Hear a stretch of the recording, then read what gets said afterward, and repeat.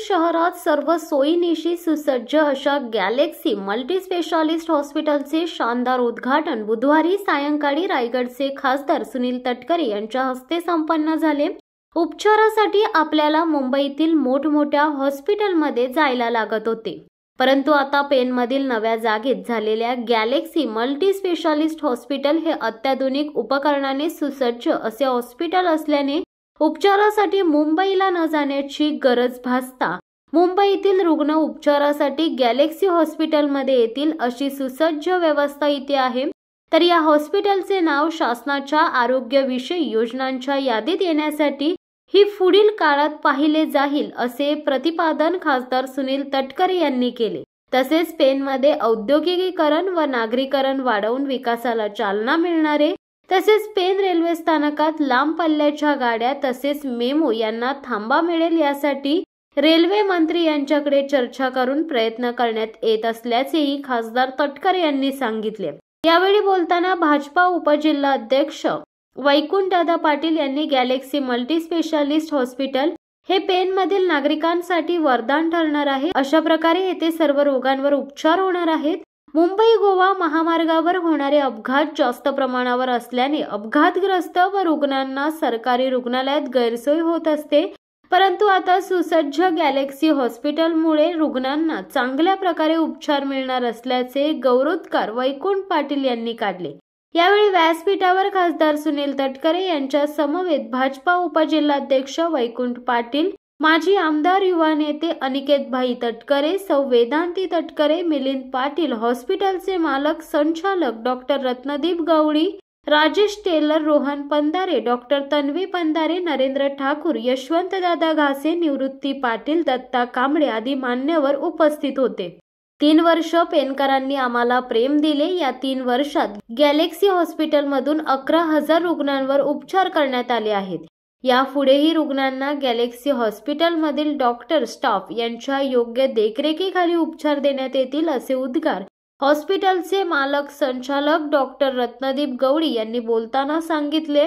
Galaxy हॉस्पिटलचे मालक संचालक राजेश टेलर यांनी उपस्थित सर्व मान्यवरांचे आभार मानले। अपघातांचं प्रमाण खूप असतं आणि विशेष बघितलं तर सरकारी हॉस्पिटल्समध्ये पेशंटची खूप त्या ठिकाणी गैरसोय होते आणि मग अशी गैरसोय झाल्यानंतर आम्हा राजकारणी मंडळींना प्रश्न पडतो की नक्की या लोकांना सुविधा कशा उपलब्ध करायच्या।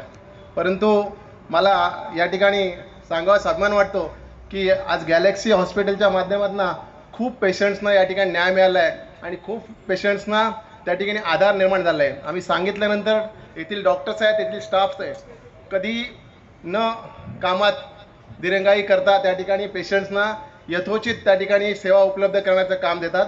असंच त्यांचं काम अविरत राहू द्या आणि या पेण शहरासाठी लाभलेलं एक वैभव आहे हॉस्पिटल रूपी, हे वैभव असंच काम करत राहू द्या। त्यांना येत्या काळासाठी शुभेच्छा देतो आणि थांबतो। 100% उपनगर बनेल। अलिबाग जिल्ह्याचं मुख्यालयाचं ठिकाण जरी असलं तरी अनिकेत तुम्ही आता खूप मोठे आहात, म्हणजे पुढे तुम्ही आहात, वैकुंठ आहात, तुम्ही आता वयाने खूप मोठे आहात। पण लहानपणामध्ये आम्ही ज्यावेळेला शिकत होतो त्यावेळेला पेण की अलिबाग जिल्हा मुख्यालयाचा वाद या जिल्ह्यांनी त्या कालावधीमध्ये पाहिला, पण तो वाद वैचारिक सिद्धांतावरती होता, तो सत्तेसाठी नव्हता।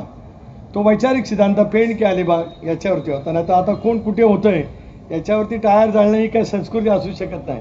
संस्कृतीला सुद्धा विचारे असावे लागतात आणि संस्कृतीला संविधानात सुद्धा असावे लागतात। पण अलिबागला ज्यावेळेला मुख्यालय गेलं त्यावेळेला काय पेणकरांनी एक भावना व्यक्त केल्या, परंतु त्या पराकोटीच्या झाल्या नाही। त्याला सुद्धा संस्कार असावे लागतात। ते पेणकरांनी संस्कार त्या कालावधीमध्ये नक्कीच त्या ठिकाणी त्याला दाखवले।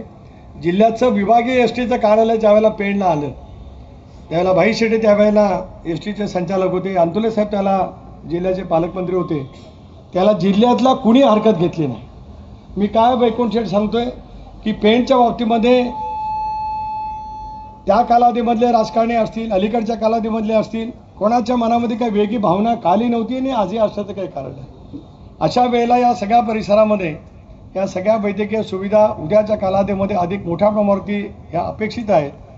की परवाच रेल्वेची बैठक घेतली, दूरपल्ल्याच्या गाड्या या ठिकाणी थांबवाव्यात, रेल्वे स्थानक आधुनिकीकरणासाठी याच वर्षी मला रेल्वे मंत्र्यांनी शब्द दिला, या बजेटमध्ये पेणचा आधुनिक रेल्वे शासनाचा आधुनिकीकरणाच्या कामामध्ये 100% समावेश असेल याच्यात माझ्या मनामध्ये शंका नाही करा.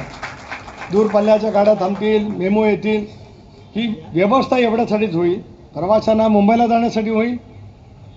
पण एक जमाना असा होता की इथून आम्ही मुंबईला जात होतो.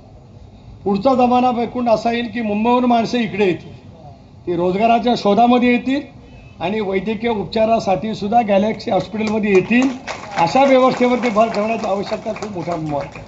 कारण कालानुरूपच्या व्यवस्थेमध्ये आपण जोपर्यंत बदल करत नाही, आम्ही तितके निष्ठांत आहोत असं जोपर्यंत दाखवत नाही.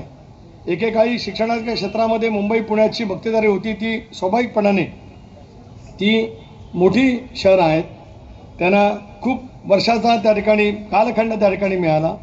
स्वाभाविकपणाने त्या शहरामध्ये आवश्यक असणाऱ्या सगळ्या सुविधा त्या ठिकाणी मिळाल्या. पण ग्रामीण भागामध्ये सुद्धा तेवढ्या सुविधा दर्जेदार पद्धतीने करण्याचा आत्मविश्वास हा प्रत्येकाने त्या ठिकाणी दाखवण्याची आवश्यकता खूप मोठ्या प्रमाणावरती आहे. गॅलेक्सी हॉस्पिटलमध्ये वैद्यकीय उपचार करणारे सर्व डॉक्टर ब्रिजखंडीमध्ये एखादा उपचारासाठी गेला, लिलावतेमध्ये गेला, अलीकडच्या कालावधीमध्ये प्रार्थना समाजाच्या परिसरामध्ये अंबानी हॉस्पिटल जे झालेलं आहे त्या ठिकाणी गेला, तिथे ज्या सुविधा मिळू शकतात, तिथे जे झटपट उपचार होतात, तिथे गेल्यानंतर बरं वाटतं, आजार बरा होऊ शकतो, ही रुग्णांच्या मनामध्ये हा जो आत्मविश्वास आहे तो आत्मविश्वास पुढच्या 5-6 महिन्यामध्ये गॅलेक्सी हॉस्पिटलचे सगळे डॉक्टर 100% मिळवतील अशा शुभेच्छा या कार्यक्रमाच्या निमित्त. गरोदर मातांची सुद्धा इन्स्टिट्यूशन त्या ठिकाणी डिलिव्हरी व्हावी असं राज्य आणि केंद्र सरकार त्या ठिकाणी ठरवतं. एकेकाळी आया त्या काम करत असायच्या, पण अलीकडच्या कालावधीमध्ये डॉक्टर नैसर्गिक प्रसूतीपेक्षा सिझरेनवरती सुद्धा अनेक ठिकाणी भर दुर्दैवाने ठेवला जातो. आता आमची सुनमाई इथे डॉक्टर तन्वी बंधारे आहे, ती पण स्त्रीरोग तज्ज्ञ आहे. माझी हीच अपेक्षा राहील या कार्यक्रमाच्या निमित्ताने की शेवटी नैसर्गिक प्रसूतीवरतीच अधिक भर राहावा. अगदी ज्या वेळेला आवश्यकताच लागेल, अगदी शेवटच्या टप्प्यामध्ये की बाळाला जन्म देण्याला आईला वाचवायचंच असेल आणि मग आता सिझरेनशिवाय दुसरा कुठला पर्याय नाही, त्याच वेळेला तशापैकी ऑपरेशनची हे व्हावी. नाही तर शक्यतो सुरुवातीपासूनच अशापैकी दखल त्या ठिकाणी घेतली जावी की जेणेकरून ती नैसर्गिक प्रसूती झाली तर मुलाची आणि मुलाला जन्म देण्याची आईची प्रकृतीसुद्धा त्या ठिकाणी राहू शकते.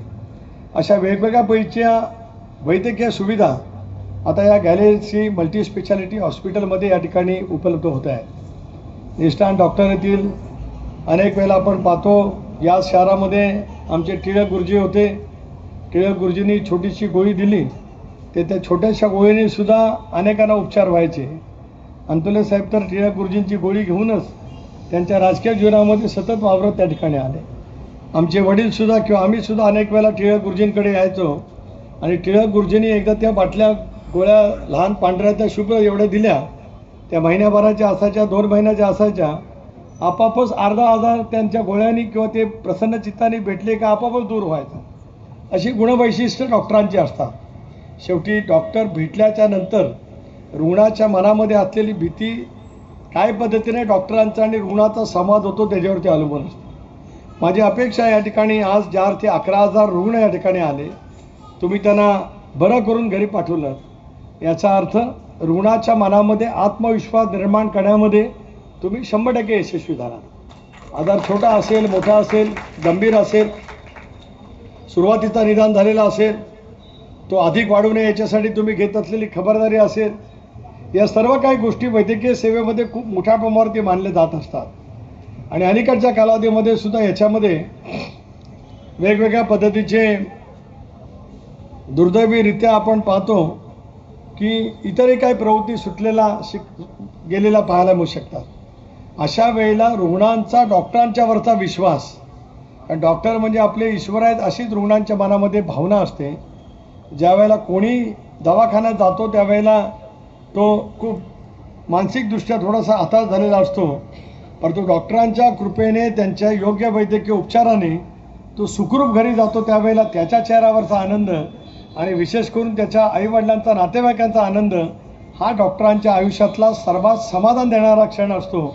असे क्षण वारंवार जर काय आलेच गेले तर या वैद्यकीय चांगल्या सुविधेची फायदा पेणकरांना झालेला निश्चितपणाने पाहायला मिळेल. शिवसत्ता टाइम्स न्यूज ब्युरो, पेण. धडक बेधडक वृत्त देणाऱ्या आपल्या शिवसत्ता टाइम्स न्यूज चॅनलला लाल बटन दाबून सबस्क्राईब करा आणि बेल आयकॉनला क्लिक करायला विसरू नका.